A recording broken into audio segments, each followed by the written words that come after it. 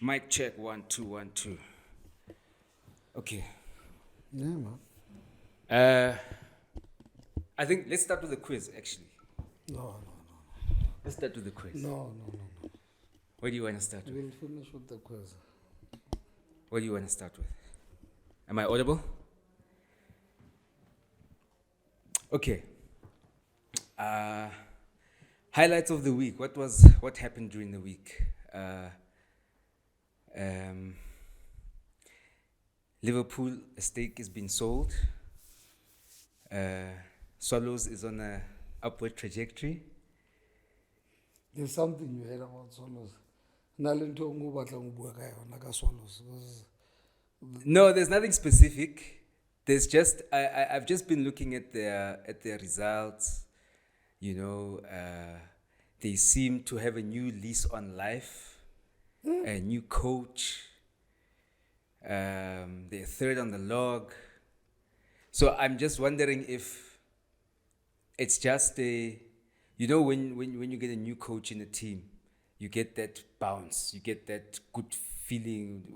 First 2-3 games, you're winning, you feel good, and then somewhere down the line you go back to the slump that you were under. So I'm just wondering is it a Steve Kompela impact, or I don't know. No, I don't think they're doing well. They're third on the log, but they played Richards Bay, or is it Richards Bay? Yeah, with no win in like 10 games or so, and they lost to Richards Bay. They're getting in different results, so, and they've got experienced players, but the jury's still out for me on that one. On Swallows. Okay.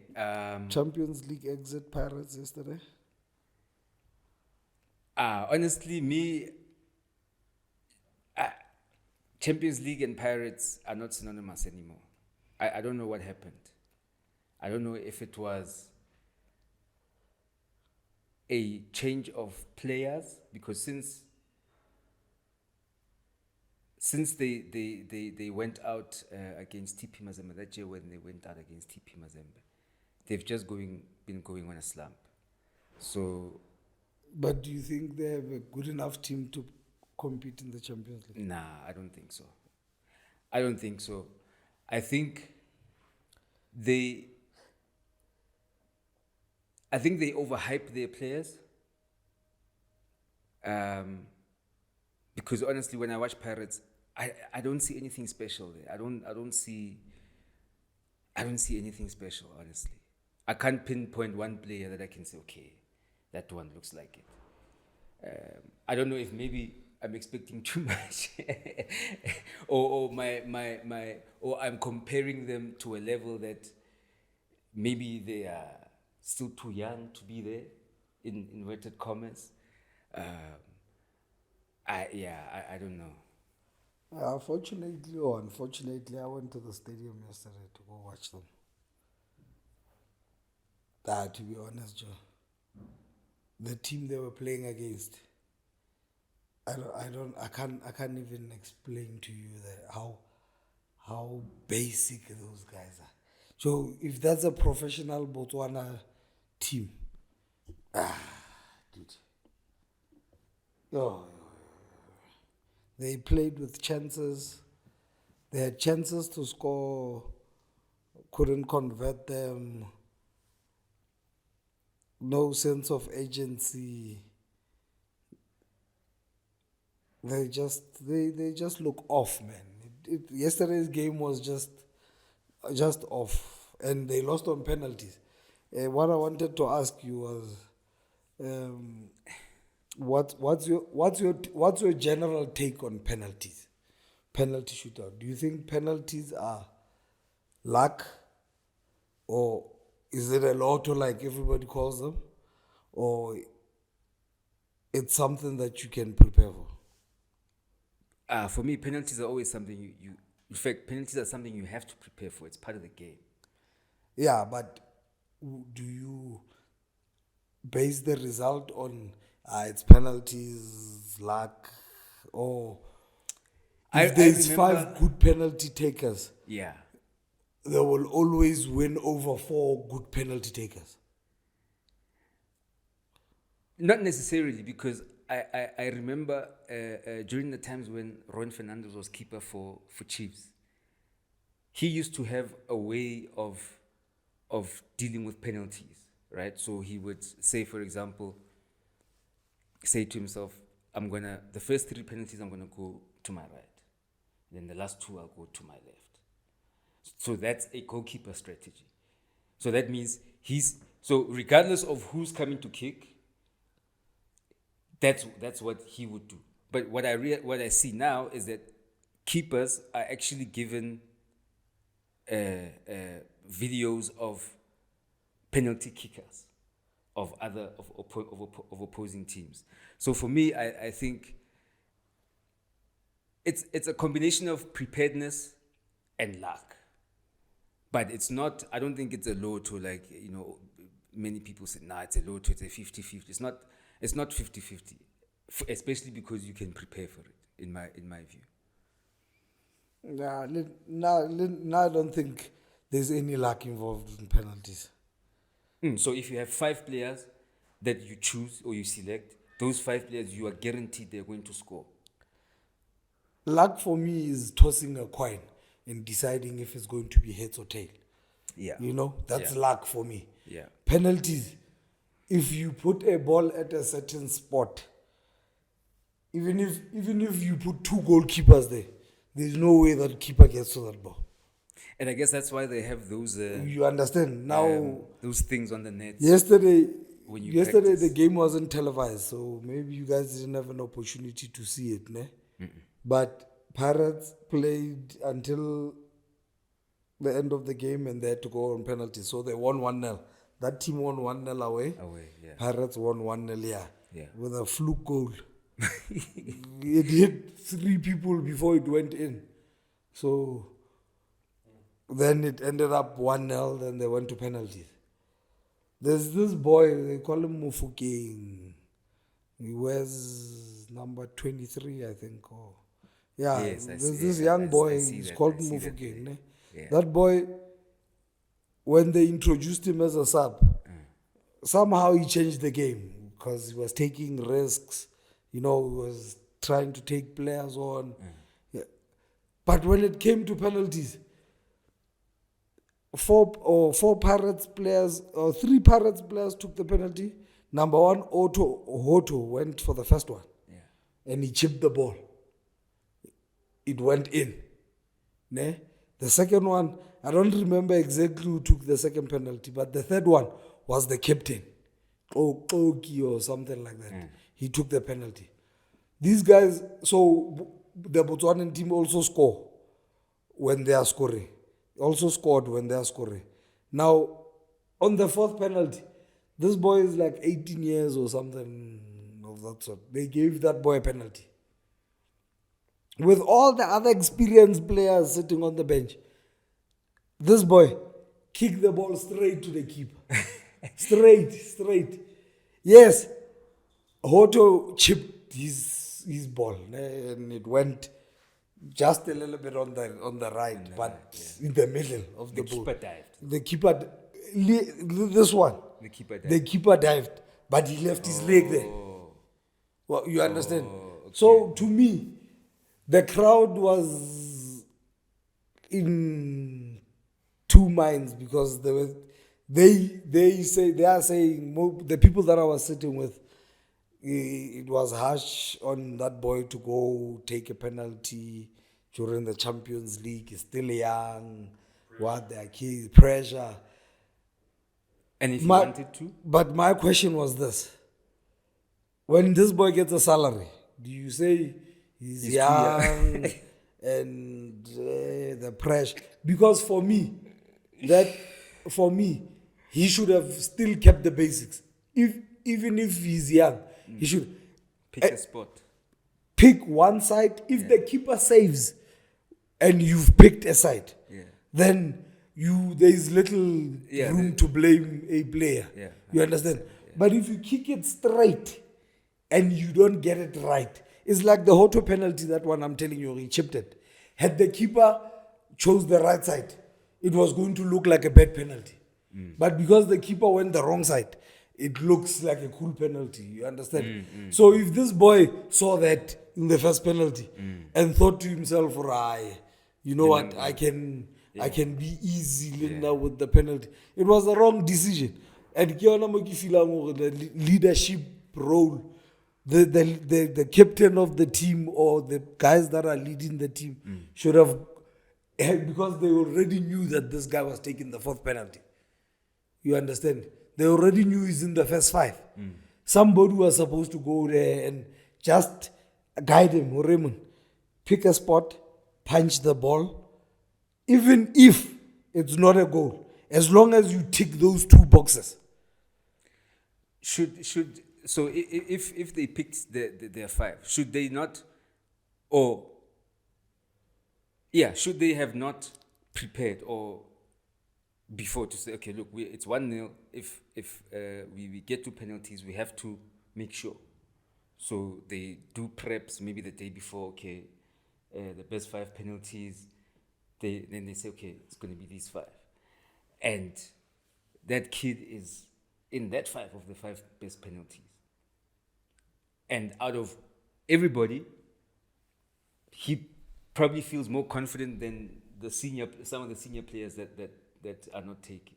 So how do we mitigate that balance? Because maybe guys are free of taking penalties, and now, but he's confident. Let's say he's not putting up his hand, but he knows I can take a penalty, and then he sees these guys, and then he's like, okay, I'm here, I can kick. No, I agree, maybe he was confident and he took. My point is, looking at the magnitude of the game, that was a Champions League game. That means it's an extra budget that the other 14 teams don't have. You understand? Had they qualified yesterday, they were in a pool, CAF, for that budget. And what, which was going to help with other things. You understand?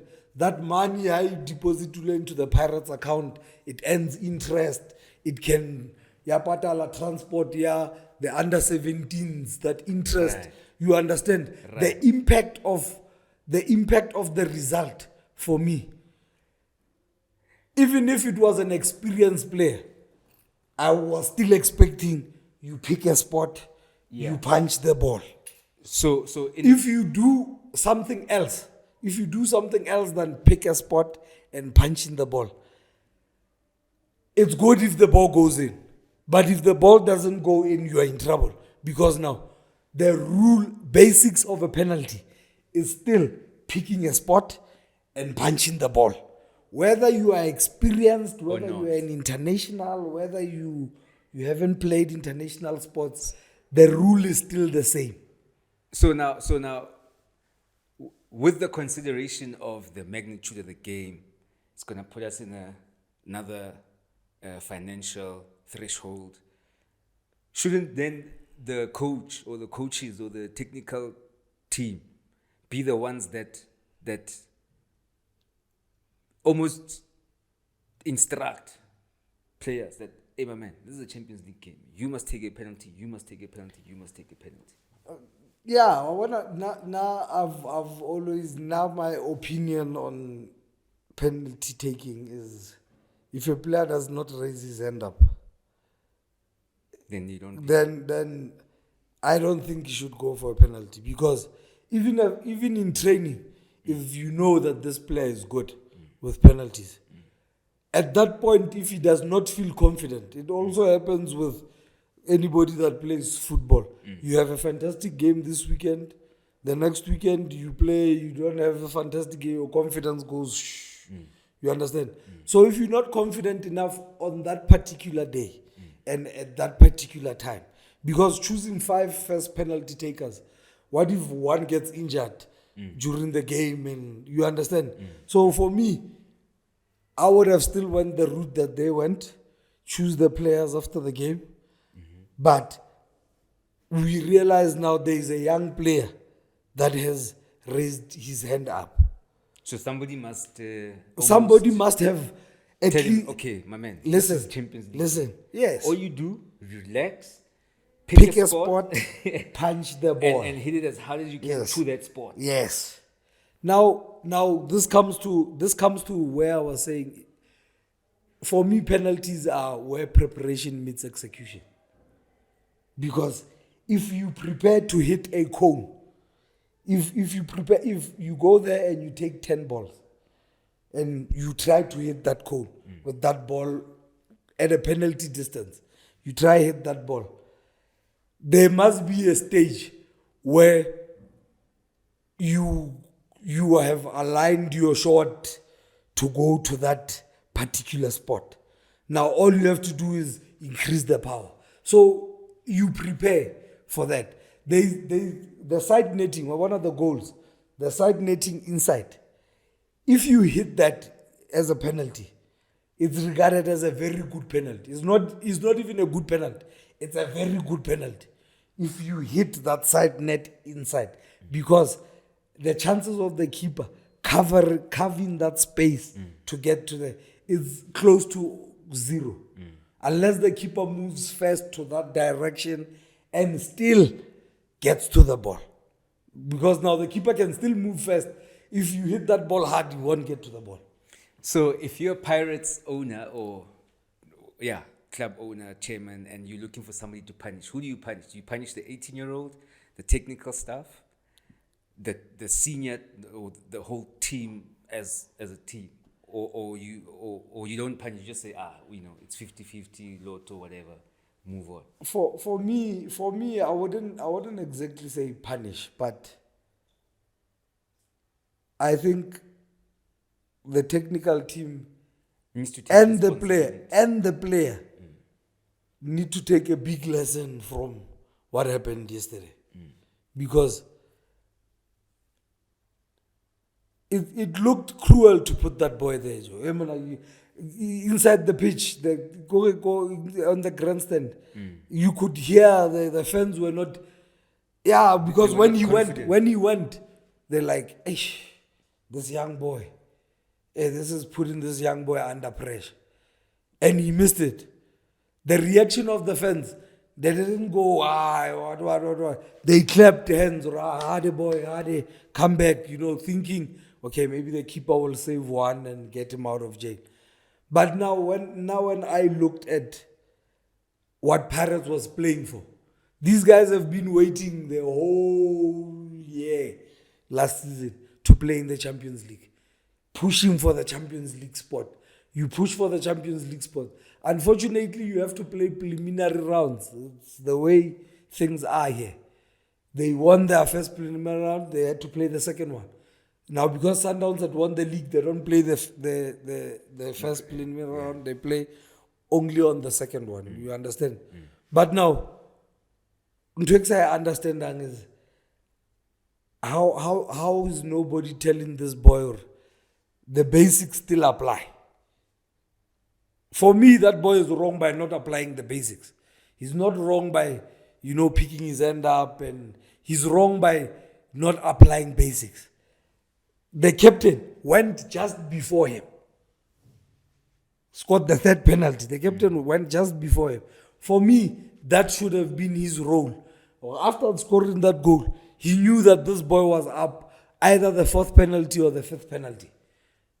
Go to this boy, Raymond. Listen, do not put yourself under pressure. Whatever that we were doing at training, because I don't think you would have taken bad penalties at training and they would have still allowed him to take penalties. Yeah. Whatever that we were doing at training, try to apply that. Yeah. So now when I saw it, I think this boy saw Hotu chip that ball, and thought, you know what, it's easy. In the change room, we are going to talk about how I killed the keeper. You know how, because he felt the glory before. Exactly.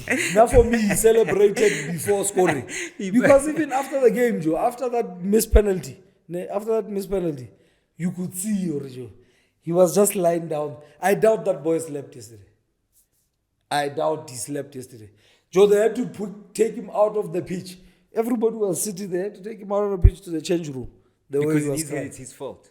But it is his fault. Yes. It is his fault. So whether we like it or we don't like it, it is his fault by not applying. Had he missed it and applied basics, you can't blame him. Or if he applied basics and the keeper still saved it, it's like, exactly. He would have still felt the same. He would have still felt the same. And it would still have been his fault. No. Yes. No. Because he missed it. No. It still would have been his fault because he missed it. But missing a penalty, it's either you totally miss it, like away from, like off target, or the keeper makes a save. Right. But the keeper making the save, the keeper can make the save even if you apply the basics, the principles of a penalty. Yes. Because if you are taking it to the right, and this keeper moves to the right, because keepers are allowed to move side to side, yeah. And this keeper moves to the right and dives to the right, and there's a chance of him getting to that ball. You understand? Unless when you take it top corner, or for bottom Michael corner, Ballack. but with a Michael Ballack penalty, you know. So for me yesterday, if it fell on, they took a gamble, and does it not go back to the conversation that these teams are not spending enough time on the actual football? Because now it's just you go to training, they train once or twice a day, they have maybe a gym session in between, but there's not really application of how we play. I mean, things like the first touch. I mean, there's that Royal AM number 9. You can see he's got a good stature. He can 10 players,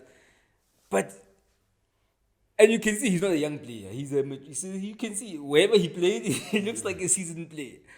But he still has a problem with the first touch. And as a striker, for example, your first touch has to be close to 100% for you to be able to have that extra edge. But even in midfield, you know, things like first touch, a basic, like a ball from, there was a ball that when Swalos versus Amazulu. So Swalos is trying to pull Amazulu in. So they play almost like the Brighton sluggish, not sluggish, but slow build-up. So the centre-back will have it and he will sit until somebody comes for it. He will pass him, the guy will pass him a world pass, right? To create that space behind. So they managed to do that in one situation. But the centre-back, the ball that he plays to that winger, goes for a throw-in. That's it. So is it not the fact that these guys are not spending enough time on the actual football? You know, but now again, these guys are professionals. They can't be spending time on basics. That's what Kevin Hunt was saying. Or you know what? Yes. I can't be trying to correct basics at this level. Yes. You understand? Yes. It's the same argument For me, especially with these foreign players that we have, there is very few foreign players that we bring the side and are technically good. Yeah. Or that elevates you understand? The quality. You have Bo Tiko Bukwani, you have Bo Benjani Muaruaru, that from Cosmos they looked. Yeah, they looked. You could see that this is a player. You understand? But if you look at the rest that we bring in, it's physically fit players. It's players that can run 90 minutes. Yeah. You know, they're strong players. But you look at their play. There's nothing. They are shocking. You remind me. They are shocking. Most of them. That Amazulu number 9 is literally like that. He's just a big guy who's just there to just bulldoze defenders. like But and this is not a today problem with South Africa, especially with foreign players. Yeah. We just bring a fit player that looks like he's got good physique, we can protect the ball when he's on the ball.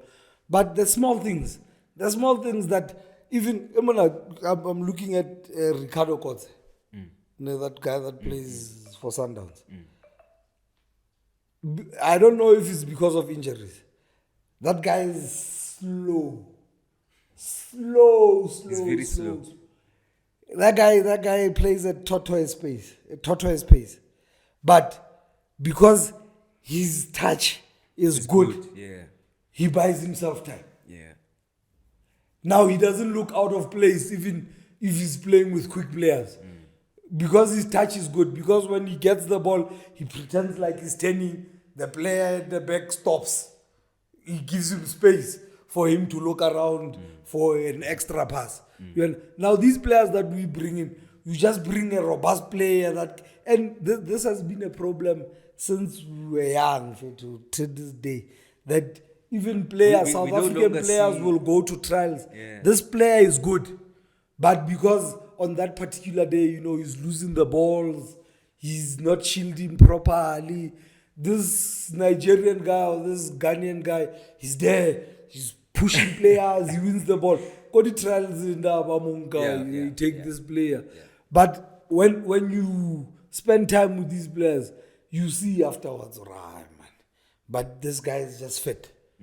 And even if you look at the AFCON, you must look at teams that actually play. There's very few teams that actually play. All these guys do is they are big, they are strong, they run for 90 minutes. Yeah.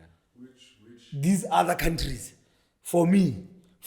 So now I still regard us as the best playing side in Africa. It's just that it's unorganized, the selection of players is a problem. So there is mixed factors, but in terms of technical ability, there's why South Africans love JJ Okocha more than is because he has that thing that exactly. Roger Fumba. But you look at other Nigerian players, Obi Mikel. He's just a player that can trap the ball. Pass. What other even now, Adoi, they are not. They don't have that thing. Yeah. They don't have that Kanu taste. They don't have that touch that these other players had. They don't have that Kalusha Balwa touch. So most of them, when you look at these foreign players, so what you were saying, Kione, or you find that these guys, he's strong, but he's struggling with his first touch. How this guy is playing professionally if he's struggling? If a fan can pick up that this guy struggles with the first touch, now an fan does not spend time with this guy. Mm-hmm. So then, let's say like a striker like Yakubu, when he was playing for Blackburn, big guy, strong guy, but when he had the ball, you kind of knew he could. You understand? He was big, but he could move. Same with Khan. And some of these guys are not. And some of these guys are also South African, because this defender that I'm telling you about, who was trying to pass this winger, he's a South African defender. Not, but he can't kick a simple ball to a running winger to give it to him to feed. So I wonder how do we expect to compete at those high levels if at PSL level we can't even get a basic diagonal pass right? Yeah, now I think it's more concentration than, except these guys are just not serious with their football. It's more concentration. They're not serious with it. Some of them I suspect. Or just the way they perform It's just an earning for them. It's a way to make a living. So it's not really if this person was, or if this person was to play without getting paid, I don't think he would have would played. play. You know. So for me, that pass that you are talking about, to me, is more a concentration thing than not being able to make that pass. The same thing I was telling you, that Botswanan team. Dude. Yesterday, I was like, maybe if these players that are older go to Botswana and try to rekindle their careers. That team won the league. Wow. That team won the league in Elala against Pirates yesterday. Dude, those guys suck, dog. Those guys, especially yesterday. Yesterday, they did nothing. Maybe I'll look at the stats and come, because I was at the stadium, I didn't really get to look at stats but to be honest with you, some of these professionals need to take a hard look at themselves and really do better, because it's not going down. Nah, it's Kevin Hunt said something interesting. I heard him during the week. A national team coach should not, is not necessary in his view, is not a coach. It should be it should be an older person first of all, and that person should be not a coach but a selector, because as you said about the point that he made about you can't be coaching basics. At that level, at national level, you shouldn't be coaching. You should be setting up, okay, gents, this is the system we play.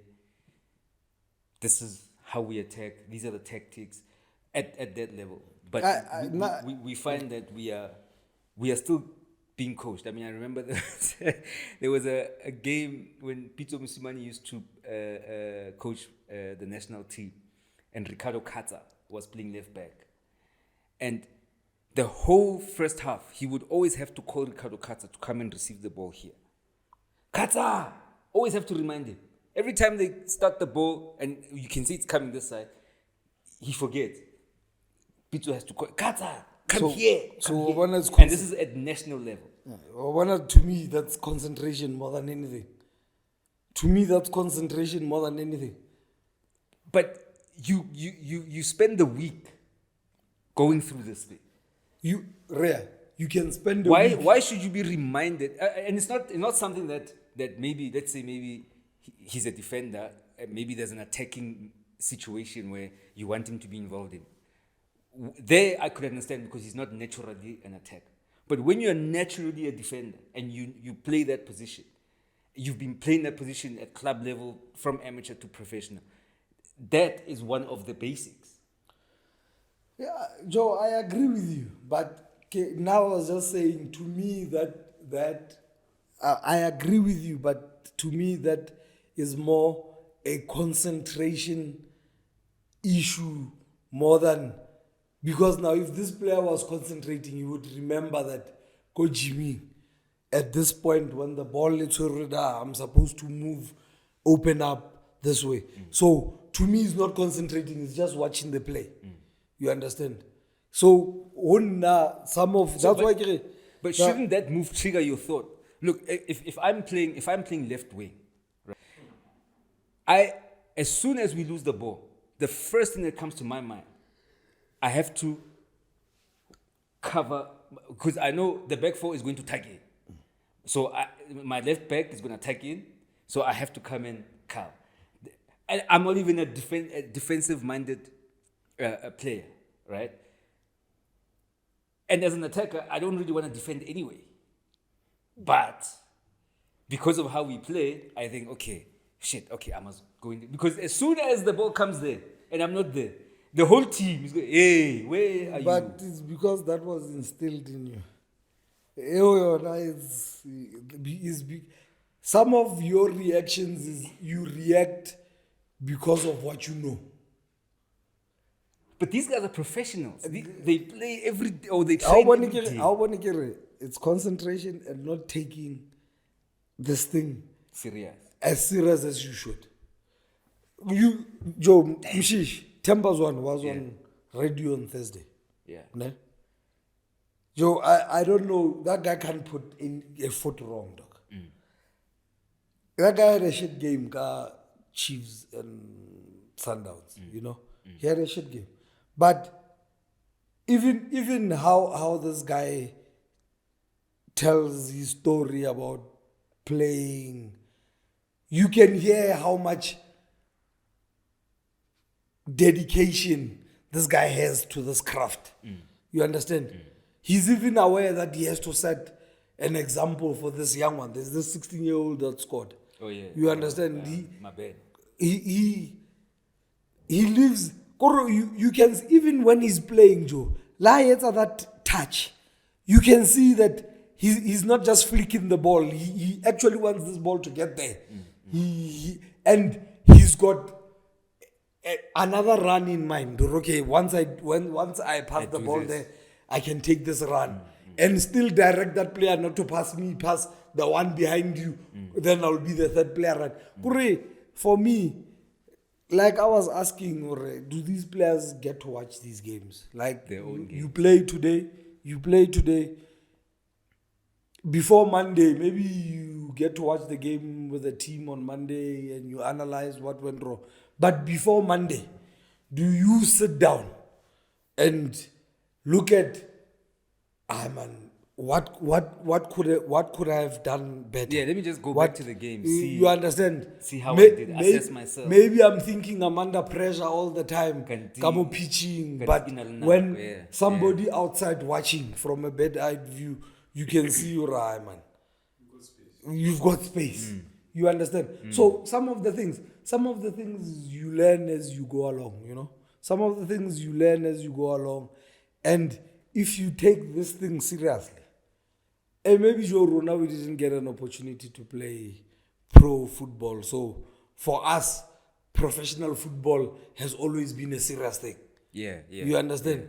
For these players, maybe they just walked into a professional side. And then somebody, for them, they don't really value what that status is. You know? Yeah. So, some of them maybe think I was meant to play. I mean, some of the pundits also have mentioned that actually. I don't know who I was talking to, but yeah, some of the pundits mentioned these players now. It's there's no sense of earning it anymore. It's like you are 18, you get a contract. You've made it. You've made it. Type of thing. To these players, that's it. I've played in the PSL. I've made it. You know, I will crush these people that criticize me by saying, you never played professional. You don't understand. Dude, playing professional is a matter of somebody just giving you a chance.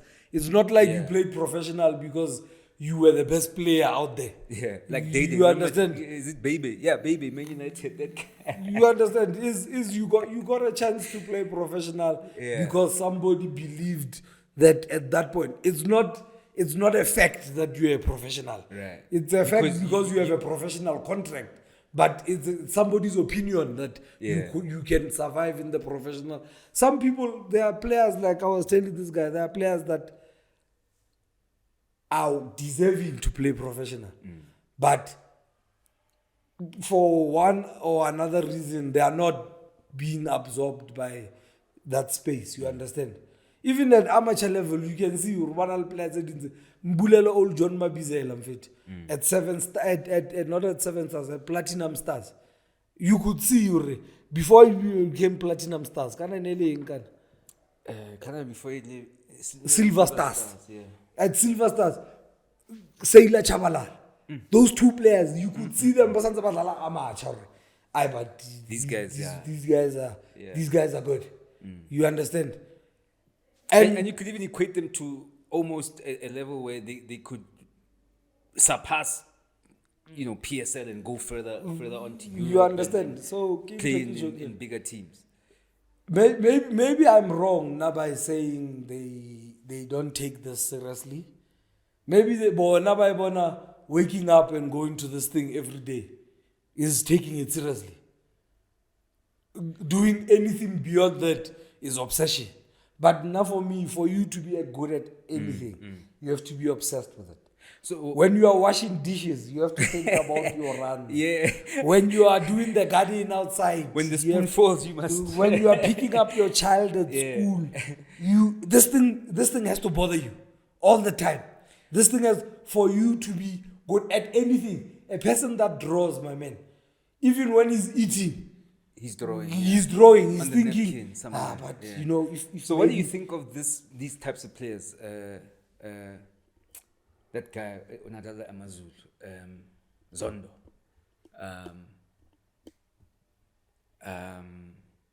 Is it Zondo? Skarango, or Zungu? I think it was Zungu. Not this Zungu, not Bongani. There was another one. Yeah, it was. Yeah, it started with a Z. I remember. Yeah, Skarango Besa type. Unadala, yeah. Please check him, Dan. Unadala Black Leopards. Yeah, before. he's the one that. He was a trouble player, went to teams, and then Kevin Johnson. Kizondo. Yeah, I think so. I think. Now.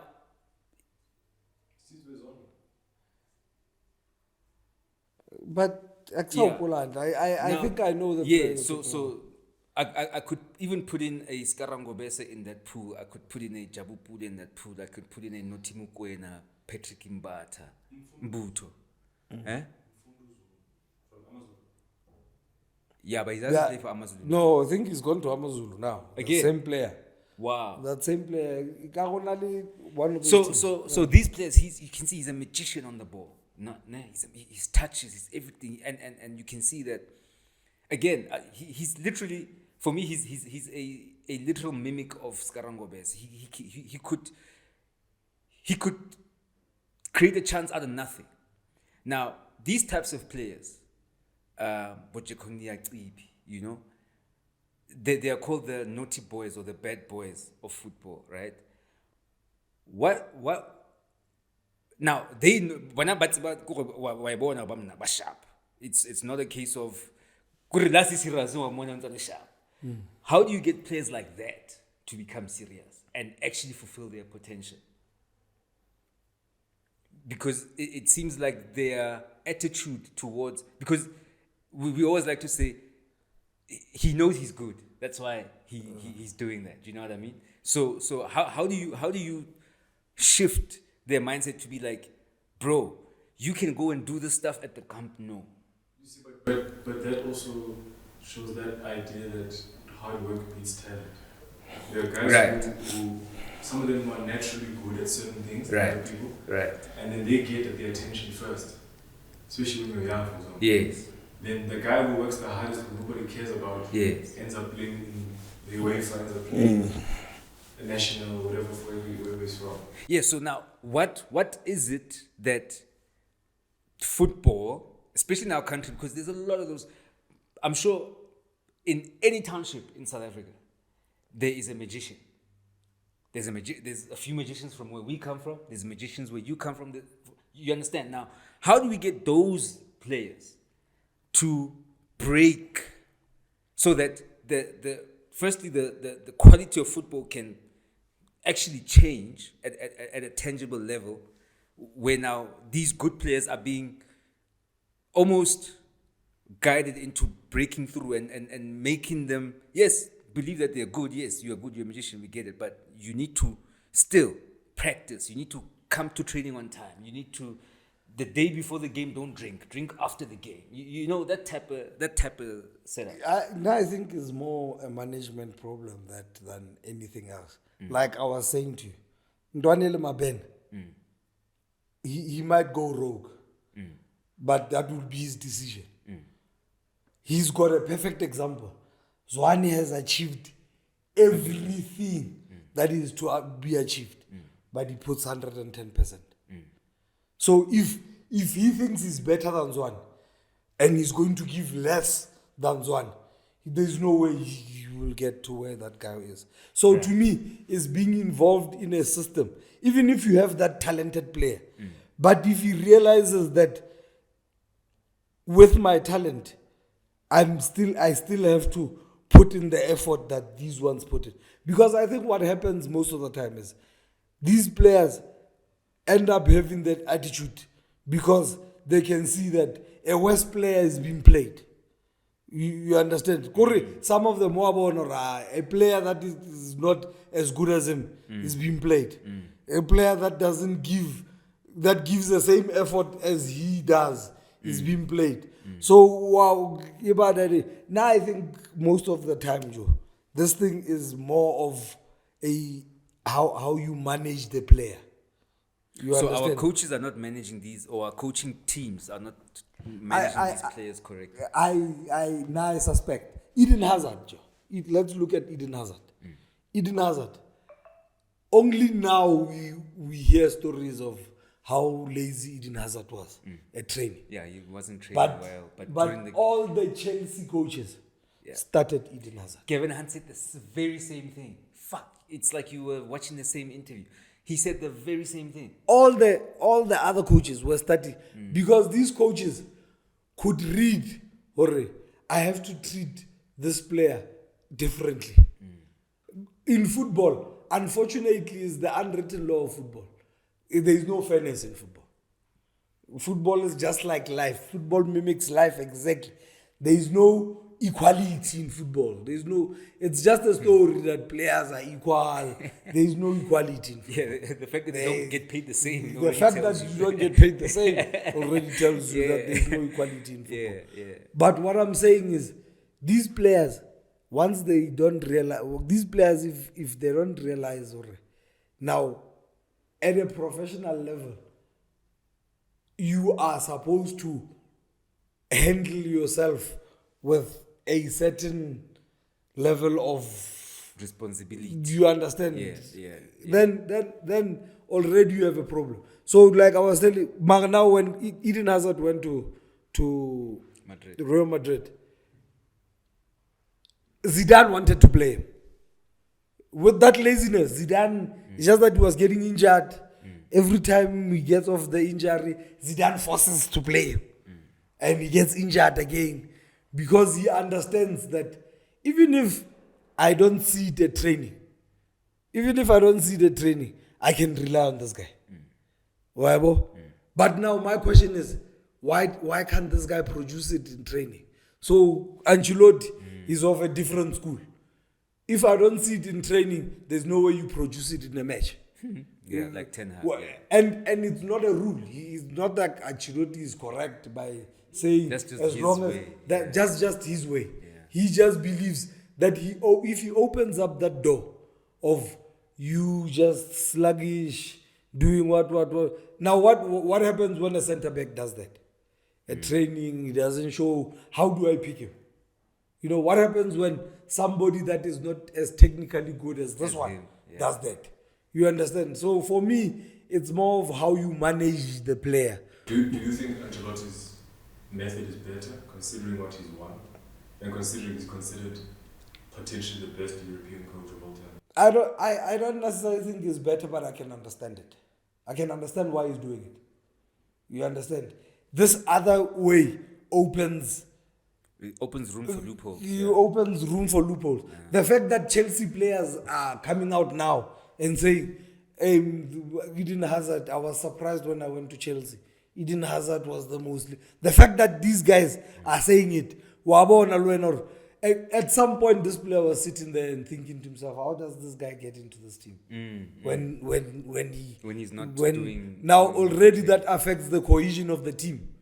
You understand? Because now some players are thinking others are treated differently. Once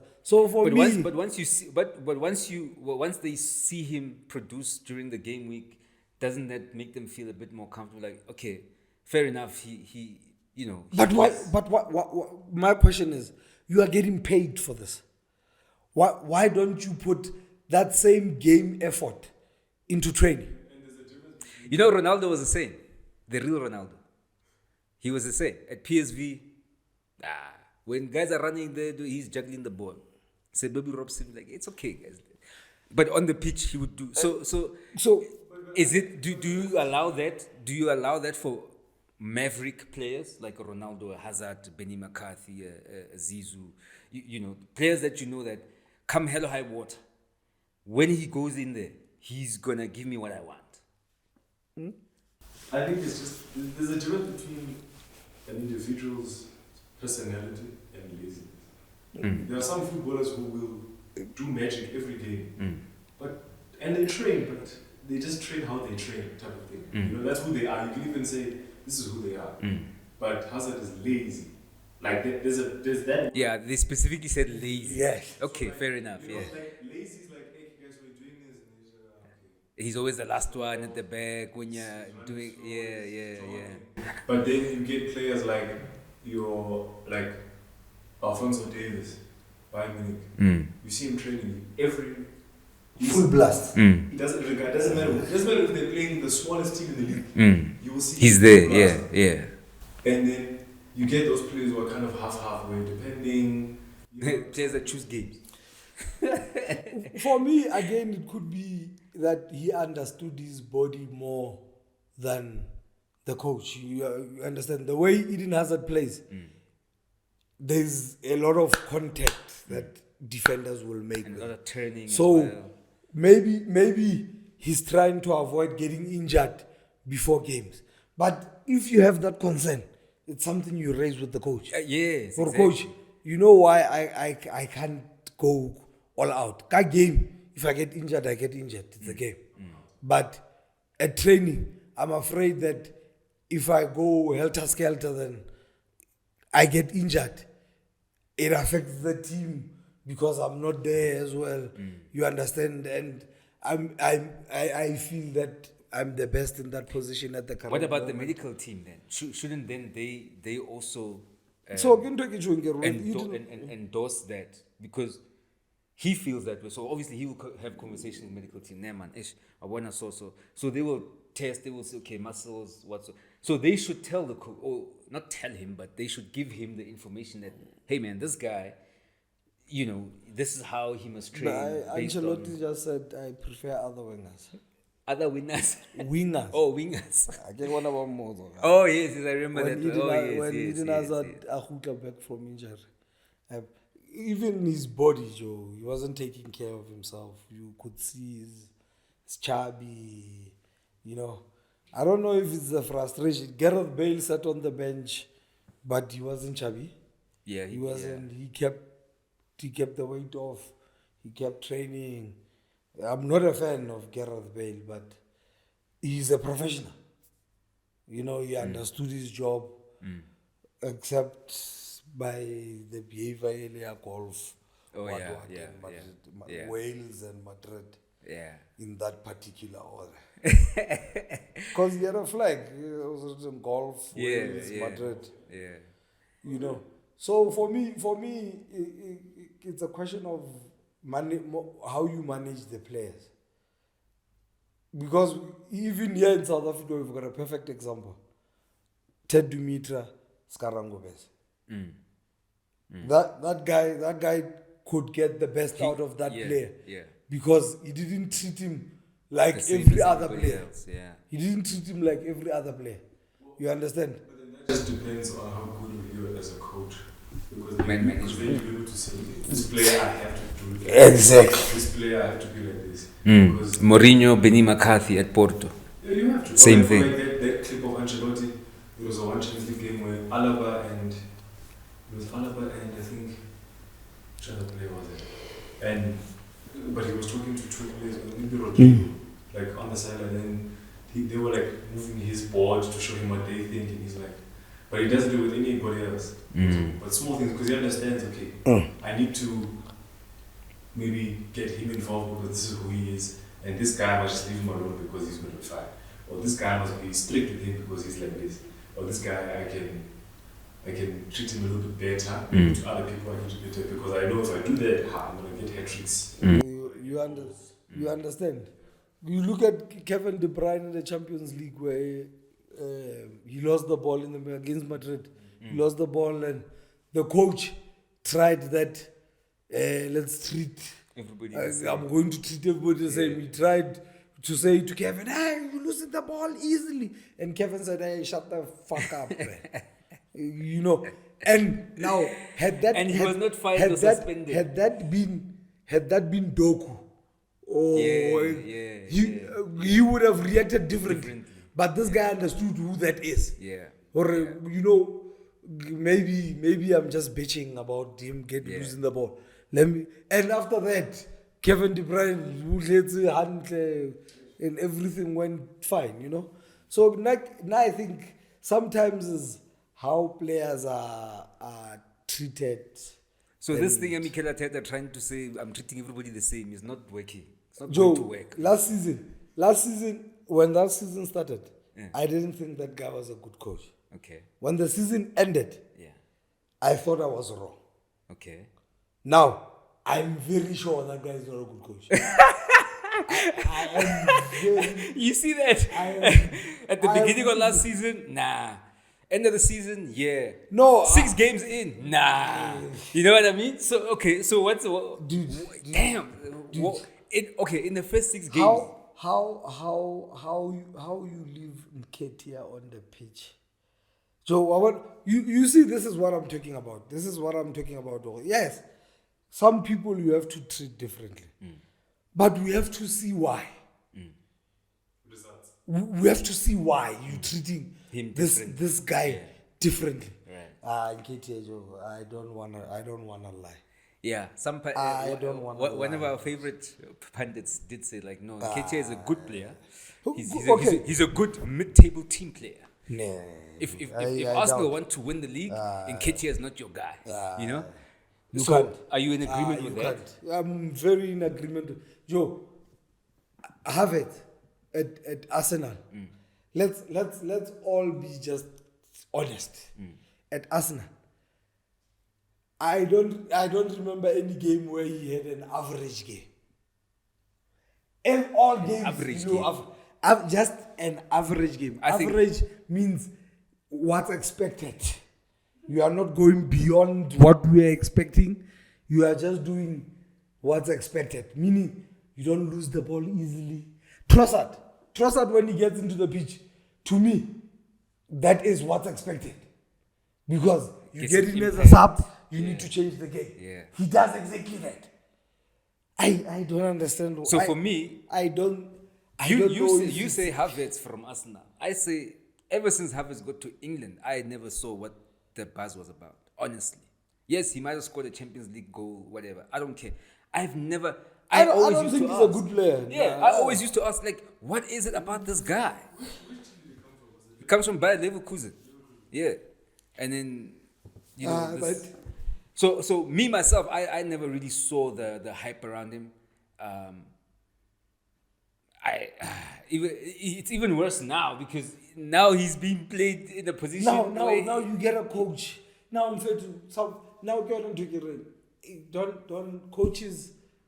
For these coaches, I know it's not an obligation to explain your decisions to fans, but doesn't it make it easier for fans to understand your line of thinking if you address that particular problem?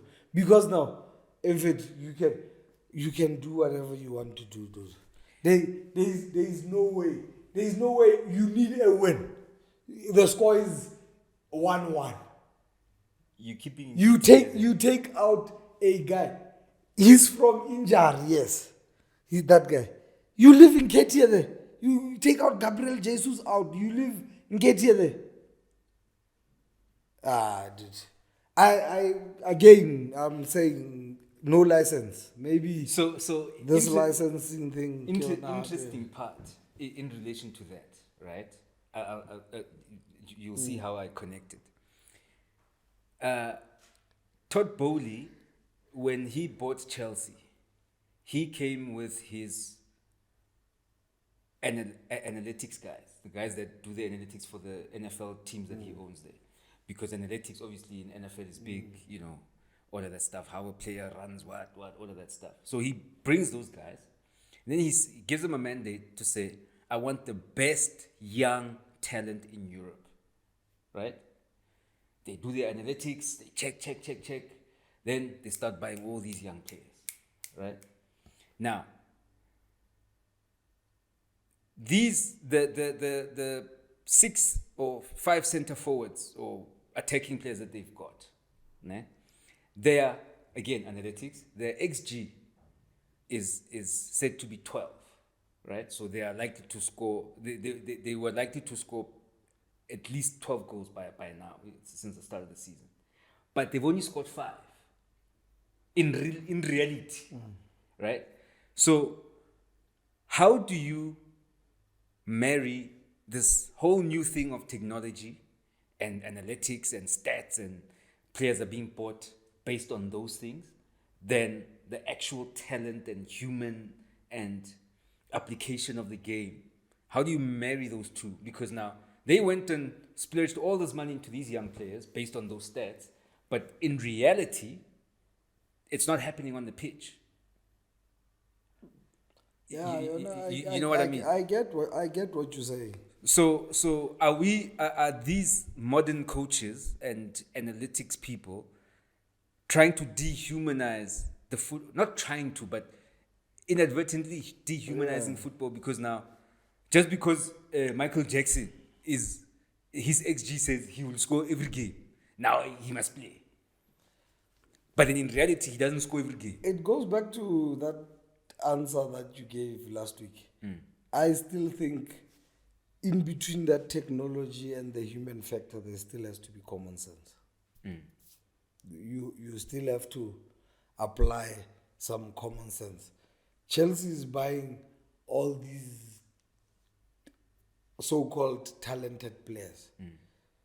If you give, what do NFL statisticians know about football?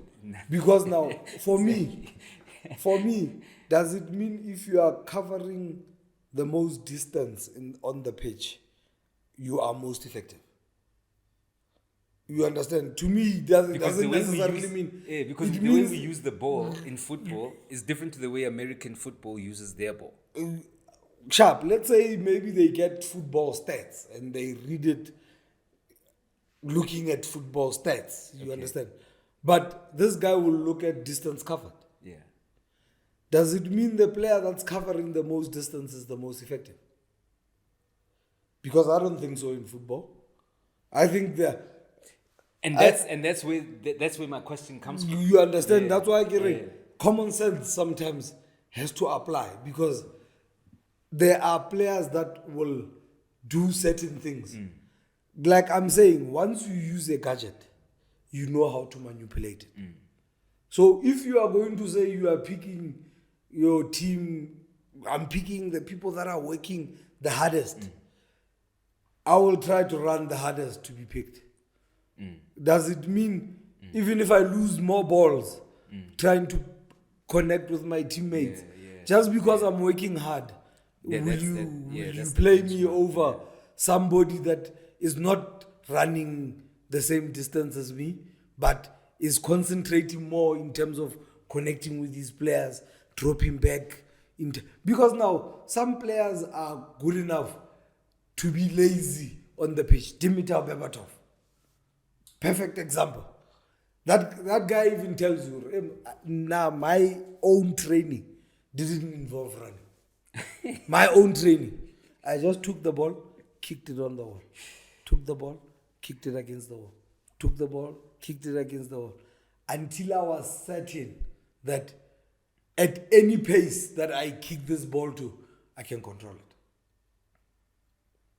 it. Even now he has done that EFL show where they show like techniques where he's just in his shorts, sleeveless, kicking the ball against this wall, kicking the ball against that wall, kicking the ball against this wall.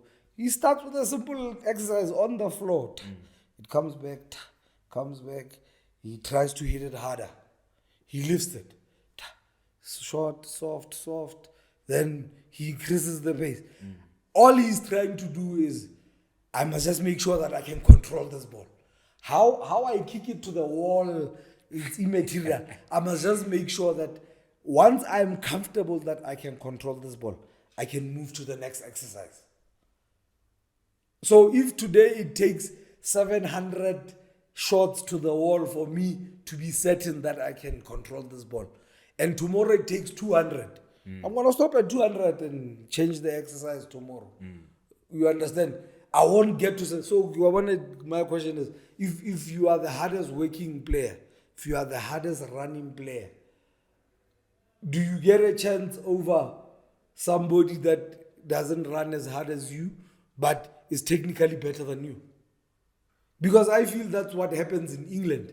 That's why these English people think their league is better than, because their league involves more hard running than anything else. Yeah. And that hard running for them is not as easier to wiggle out of it. The English players don't find it easier to wiggle out of that hard running. If a player is behind you, they don't find it easier to beat this player if he comes at pace and he's aggressive. In Spain, they will humble you, my man. You won't come again. If you come rushing, you playing against Getafe, this guy will turn. That hard. Yeah. Now, that's why, Karen, and you look at when they play in Europe and they play domestically. How come these English teams, the only way you can compare these teams is when they play against each other. Now the Europa League and Champions League gives you that opportunity. Only then you get to see that every time a Spanish player plays an English team, the Spanish team wins. It's rare, seldom. Last year it happened, Real Madrid and Man City. Only. And it's not like Man City. Sevilla was having, and it's not like Man City is playing English football. Oh. It's not like Man City is playing English football. Anyways, you know. Sevilla had one of the worst runs last year. They're in the Champions League because they won the Europa. Yeah. How did they win? They had a shocking season. They lost against everybody they drew. Sevilla in the second They're still having round. a shocking season. Even now, they're still in the bottom half. Sergio Ramos' own goals and shit. You know, but now, when they play against a Man United side, 12 billion spent, or how much is spent by Man United? They play against that team. They triumph. Yeah. Just to give you, Sevilla have only gotten 7 points in the last 7 games. That's right. Girona, which is number 2, has gotten 19 points There you go. from the last 7 games. There we play football there. Girona is recently promoted. There we play football there, Chief. You understand? Yeah, there we play. And that same Girona is playing Madrid today. You must watch it, that Girona, if you get a chance to watch it. But sometimes the stats thing, Joe. Because I don't necessarily think what Chelsea is buying is talent. And that's exactly and at the face value of it. You know what I mean? Even the way they play, never mind their wins, right? Never mind their wins. Just their general play. There's nothing that you can say, yeah, you see.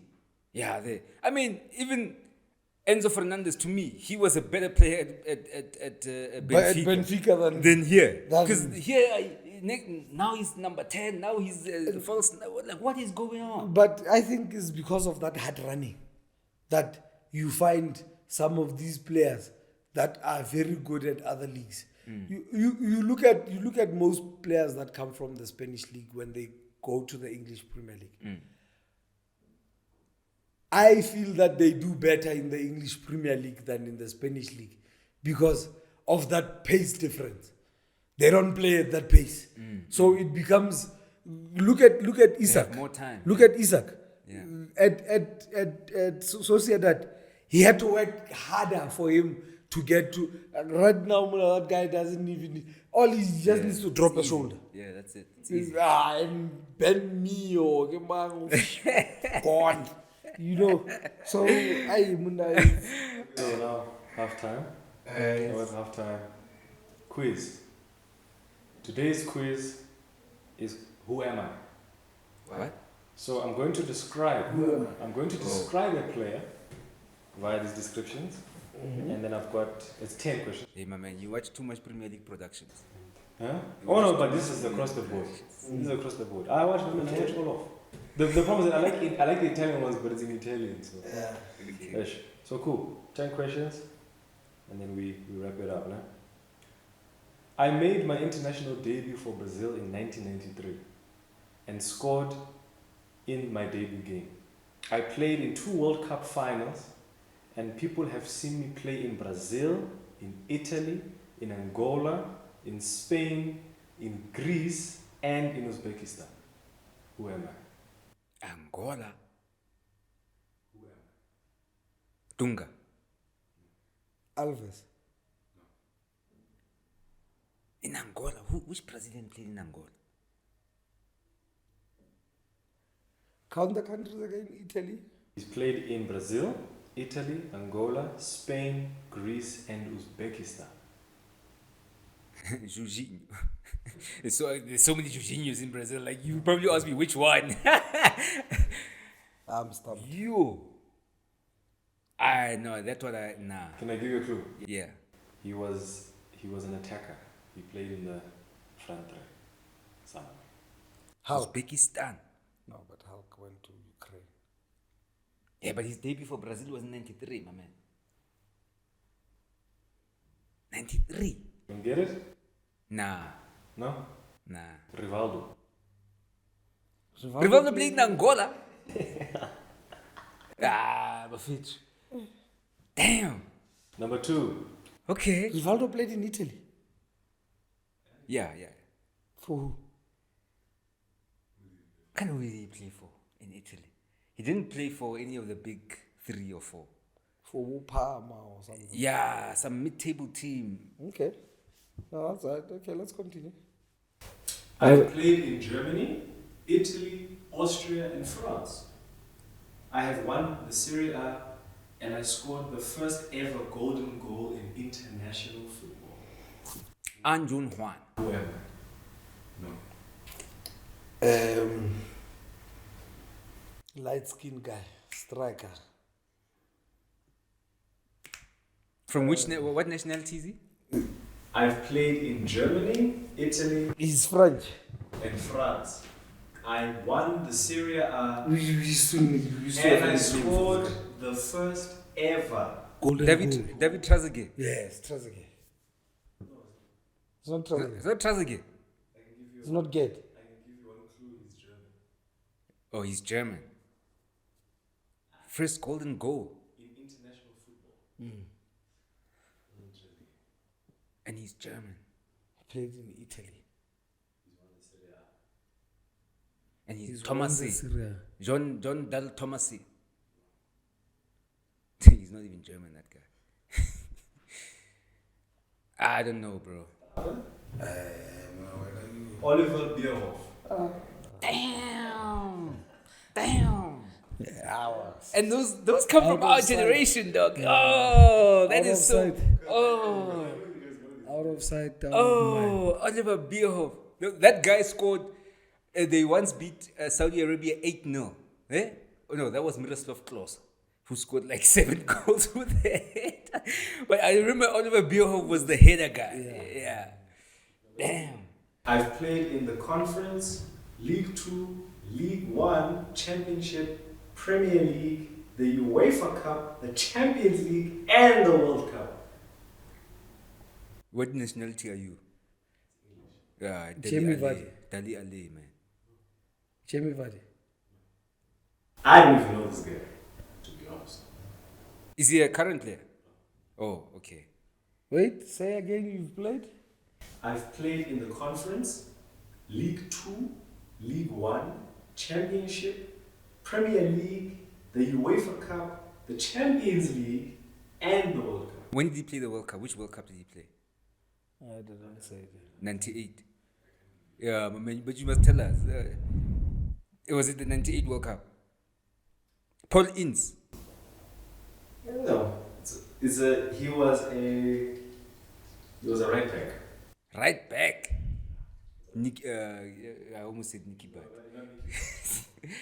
Right back. Is he black or white? Michael Richards. White guy. Also, he's Irish. Thank you. I apologize. Oh, it's Irish. John O'Shea. Who played left back for Dennis Irwin? Close but no cornbread, no. Fuck. Okay, He's played for Portsmouth, he's played for Espanyol, he's played for Liverpool, he's played for the Irish national team, he's played for Fulham, he's played for Notts County and Birmingham City. I'll never All the get that one. teams. What? Steve Finnan. Yeah, no ways. I was never. No ways. Okay, if you guys don't get this one, I don't know why. I was the first Liverpool player to win the Ballon d'Or. I scored 40 goals for my country and I've played in England and Spain. Michael Owen. I said it first, by the way.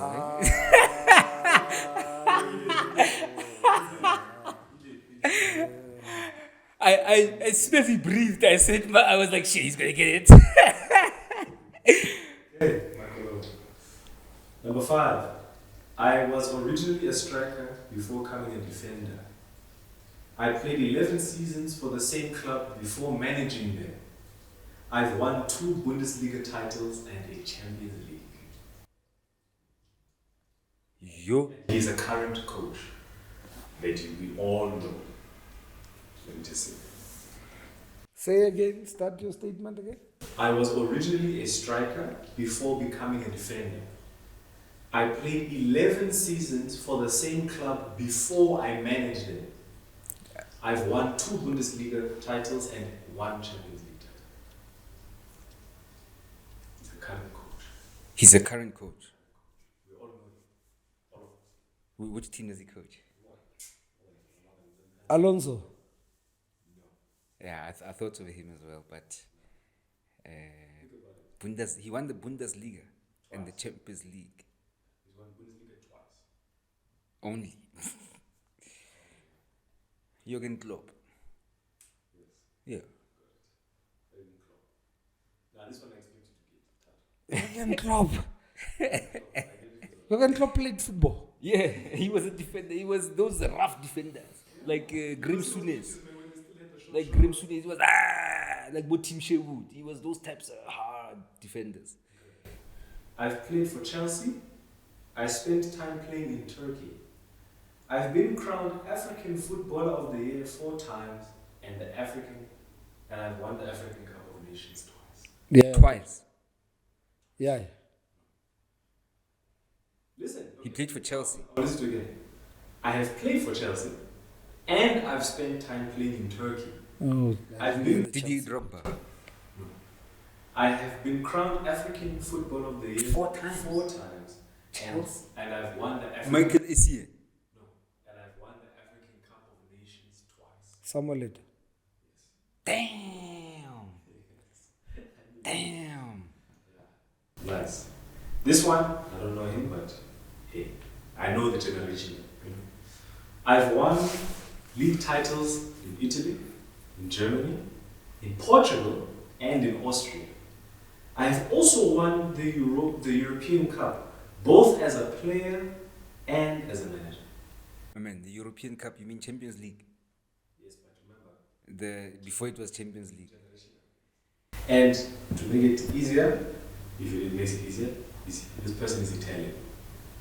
It's Ancelotti, my man. Who's that guy that used to... You've won what? You've won? League titles in Italy, in Germany, in Portugal, and Austria. I've also won the European Cup both as a player and as a manager. And he's Italian. Sachi, man. I forgot his first name. No. He's Italian. It's either Ancelotti, Sachi. Who's that other one before Capello? The one with the grey hair. The one with the grey hair. Gasparini. Fuck, I can see his fucking face. There's no way I get this one. It's not Capello. Can I give my man dead? Italian. Yeah. Man, I can't get this. I can see his face, but I can't get the name. His surname starts with a T. And his first name starts with Totti. No, it's not. You see now. You see. His His first name starts with a G, his surname starts with a T. his surname starts with a T. Gianluca Giuseppe. I mean, there's an R in there. There's R concept. There's Trapattoni, man. Fuck. Yes. Trapattoni. Yo, they used to call Trotmulo to that shit. Yeah, but that's not the point. Whoa, why? He literally gave you the answer, but okay, go on. But he gave both of us the clues. It starts with a T. Is this the last one now? No, it's number 7. I am the manager who first named David Beckham as England. As England I captain. am the manager who first named David Beckham as England captain. Johan Sverreson. Oh, come on. Eriksen. Goran Sven Eriksson. Goran. It's Capello, man. Who coached England? Capello, Eriksson. Who's that guy?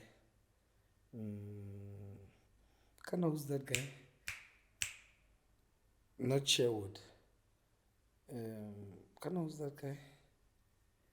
Who's that guy? Big Sam coached for like a weekend. I don't remember, dog. The guy that was coach Argentina versus England when David Beckham got a red card. I'm trying to think of that coach, actually. I can't see that dugout. I can see the game, but I can't see the dugout. Yeah, imagine Send that. me a cala. Kajine. P. Obscure. Is it for a short time? Aye. He was coach from between 2004 and 2007. Yeah, that was before Eriksson, yeah. I don't know, I don't remember. Peter Taylor. Yeah, you see now. I would have never got that one. I would have never got it. I learned I'm on your quizzes. This one is difficult. That's the point. I've won the World Cup and the European Championship at international level, and I won the Champions League on both occasions as a manager of 2 different clubs. I've won the World Cup and European Championship at international level. As a player or manager? Doesn't matter. And I won the Champions League twice as a manager of with 2 different clubs. The manager who won the Champions League with 2 different clubs. Clarence Seedorf. Oh no, he was as a manager. Okay. He's a pretty well-known coach. As a manager. 2 different. He's teams, won the World Champions Cup. League. He's won the World Cup as a player or a manager? He's won the World Cup. I don't know to tell you. I think you're gonna get it. That's what I want to tell you. Okay, one last clue. It's German. Yeah, my man. That's not a clue, my man. Lothar Matthäus. The coach. No. Oh, Beckenbauer was a coach, ne? Yeah, Beckenbauer was a coach. He won the World Cup. He won the Jürgen Low. Something Low. Joachim Low. Now, same family group name, same line. Joachim Low, who was before him? Oh, the one that just got fired by Hansi Flick. Before Joachim Low. Oh, Jürgen Klinsmann. Oh, he didn't coach. He hasn't coached Germany that well. Give you another clue. And he won the Champions League twice as a manager with 2 different teams. He won it with, I can give you one team he won it with Real Madrid as a coach. And he's as a coach. And he's German. Hey, my man. Madrid fan. Let's go. German coach. Madrid. Who was a German coach at Madrid? Oh, No, he was Bayern München. Heinkes. What's his full name? Ah, my man, you see now. I don't know, my man. It's European. You're all correct. It is your Panky. Yeah. Yeah, no, this is tough, dog. This is tough. Okay. We end. This is the easiest one. I've won number 7, number 17, number 28, Nani. number 28, and number 9 in my career. 28. I've played in England, Spain, Italy, and Portugal. Where am I? Pain. 28? No, Benny has never won 28. At Pirates. Where did he wear 28? He wore 17 at Pirates. This is easy, I'm serious. Which team was he? Did he wear number 28? Okay, he's won. I've won number 7, number 17, number 28, and number 9 in my career. I've played across England, Spain, Yeah, it's Cristiano, my man. Italy, and Portugal. It's Cristiano. Where did he wear number 28? At the Sporting? Yeah, it couldn't be any other. Yeah, today. It couldn't be any other player. No one got Rivaldo, no one got Beowulf, no one got Finin. Michael Owen, you got. You can give him half a point. You can give. I'll be generous. Jürgen Klopp, you got. Yes. Samuel Eto'o, you got. Trapattoni, you got. Peter Taylor, you got. Heinkes, you got. And Luciano, you got. So you won. Nah, today it was. So remember, It we're was gonna a combine last week's scores with this. Yeah, so there that- was so that- no rule of combining scores. Why Let's can't not we come up- combine? Just because he's leading 6-1 today, now we must combine scores. No, but You've got one win. I've got one win. We're dealing with wins. Let's not combine so Tikas has the 0 number wins. of. Yeah, So he's 1-1, you won. yeah. Also, we're not accumulating to. Just because you got 6 answers, 5 answers correct today. No, because then we would be equal.